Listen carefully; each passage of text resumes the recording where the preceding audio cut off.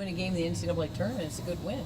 And I told the kids in the locker room that of every NCAA tournament I've ever been in with my teams, the first game Friday night is always nervy. You know, it's opening night, and the stakes are high. So, I thought we might have had a few nerves, but we got it going. Megan did a fantastic job for us, and of course Romo was just Romo. But I thought their pitcher Taylor Weissenhofer did a nice job against us, and we struggled a little bit to put the ball in play anywhere but in the air. And I thought we got a little frustrated for a bit, and then we got a little bit better. So we pushed through it. I thought we played good softball, and we're going to need to play good softball to advance. Questions? Coach, coming off playing last week at the Big Ten tournament, what did you tell your team? That was a long time ago. We just have to fight. I mean, at this point of the year, whatever we want, we are going to have to fight for. And you put that behind us. I didn't think we played particularly well. And you're not going to go far in a tournament without playing well. You don't always have to play perfect, but you're going to have to play good softball. And we try to focus always on just playing good softball. I thought we played good softball tonight. When a higher seed loses right in front of you in the game before you, is that a kind of a reminder to not let up at all? I don't ever need reminding of that.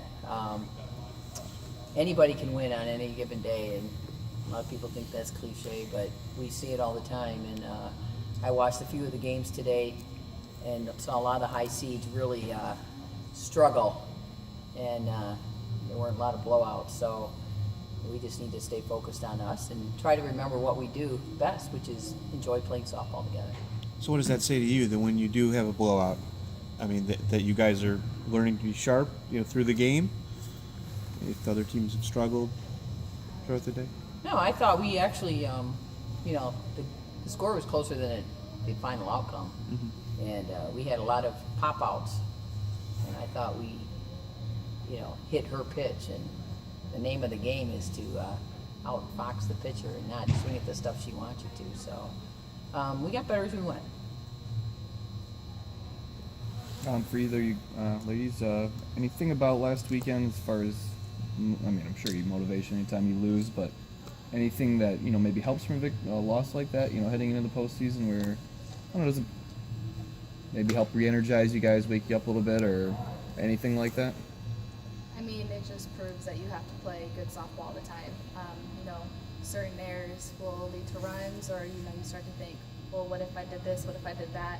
And, it was just a reminder that we need to just see ball, hit ball, keep it simple instead of just pressing to get hits or runs or make outs. And I think that was kind of just like a little wake-up call, like, hey, this can happen to you still.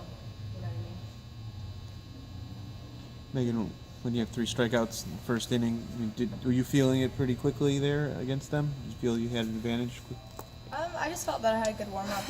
Everything was working. My curve looked really good today, which is something I've struggled to get going the past few weekends. So I think that was a good indicator that I was ready to play. My rise looked good. Everything was just had that sharp late movement on it, and Aiden did a good job back there framing pitches, and my defense did a good job behind me. So I think we just played really well today as a team. Is it worse to lose a no-hitter to a bunt? No, I don't care about that. I'm just happy we won. Did you make any mental adjustments from last week to this week? Yeah. Hutch and I had a good talk, and she told me that. No, it really was a good talk. She told me that. It was a good talk. She just told me that I need to start trusting myself that what I do is good enough, and sometimes I get myself in trouble just thinking too much and worrying about the hitter and what they're doing up there as opposed to just throwing my pitches to the zone. And I think her just giving me that reminder was a good time going into postseason to know that what I'm doing is good enough. Hutch, and this question kind of for all 3 of you, but I'll start with Coach and Sarah. Just kind of looking at the personality behind Megan. I mean, she's had a dominant season, very powerful, I think, leading the nation in strikeouts per 7 innings.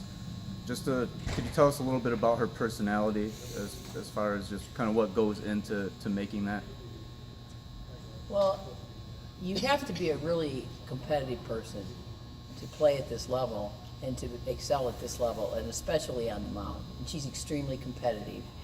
And what I have loved most about Megan is when she has ups and downs, and in particular when she's had some downs, she really works hard to get through them. She's coachable, she's approachable, and she'll do anything to be great. And sometimes that becomes, that strength can be a weakness because she works so hard, she'll think too much. She'll try too hard, and when we can get her to let go and trust that. And but she's got a big perfectionism in her, and for the most part, it's a good quality because she's not satisfied. She wants to be great, and she wants to be great at this level.